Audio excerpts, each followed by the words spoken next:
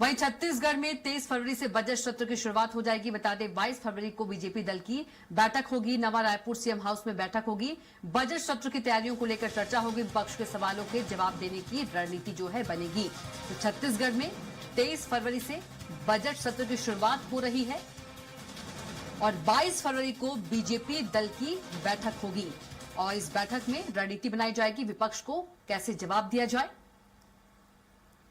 तो छत्तीसगढ़ में 23 फरवरी से बजट सत्र की शुरुआत हो जाएगी और इसी खबर पर एक बार फिर से ज्यादा जानकारी के साथ राहुल अग्निहोत्री जुड़ गए हैं। राहुल, छत्तीसगढ़ में 23 फरवरी से बजट सत्र की शुरुआत हो जाएगी और यदि हम बात करें 22 फरवरी की, तो 22 फरवरी को बीजेपी दल की बैठक होगी और ये नवा रायपुर सीएम हाउस में बैठक होगी और बजट सत्र की तैयारियों को लेकर इसमें चर्चा होगी। साथ ही विपक्ष के सवालों को जवाब देने की रणनीति भी बनाई जाएगी। काफी अहम बैठक होने वाली है ये।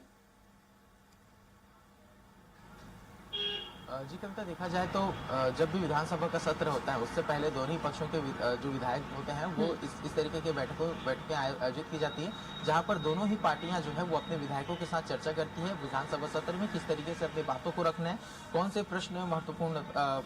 कौन से मुद्दों पर काफी पुरजोर कोशिश करते हुए उसे उठाना है और सड़क से लेकर के सदन तक की जो तैयारी है वो विपक्ष के द्वारा किया जाता है। और वहीं यदि पक्ष की बात करें तो सरकार में बैठे तमाम जो विधायक हैं वो इसमें शामिल होते हैं और जिस तरीके से भारतीय जनता पार्टी के सभी विधायक हैं उन्हें आमंत्रित किया गया है। रात 8 बजे नए रायपुर स्थित जो मुख्यमंत्री निवास है वहां पर सभी जो विधायक हैं वो पहुंचेंगे, उनसे चर्चा की जाएगी और इन चर्चा के माध्यम से यह सुनिश्चित किया जाएगा कि जो सरकार है उनके द्वारा जो स्पष्टता के साथ जवाब है वो अपने विपक्षी दल के विधायकों को दिया जाए और साथ में जो बीजेपी के भी जो ऐसे विधायक हैं जो सवाल पूछेंगे तो उन्हें भी यहाँ पर मुख्यमंत्री जो है समझाइश देते हुए नजर आएंगे कि अपनी जो क्षेत्र है उसके जुड़े तमाम जो मुद्दे हैं उसे लेकर के आए और सदन के पटल पर रखे ताकि जो भी काम ऐसे अवरुद्ध हैं उसे पूर्ण करने में जो विभागीय मंत्री हैं उन्हें सफलता मिल सके। साथ में जो ग्राउंड की रियलिटी है वो भी इसके माध्यम से जो स्पष्ट हो पाती है। तो अपने पक्ष के विधायकों को भी ये कहते हुए नजर आएंगे कि जो तमाम विषय है उसे सरकार के समक्ष रखे, सरकार से उस पर जवाब मांगे ताकि जो कार्य है वो सुनिश्चित ढंग से हो सके और पारदर्शी तौर पर जो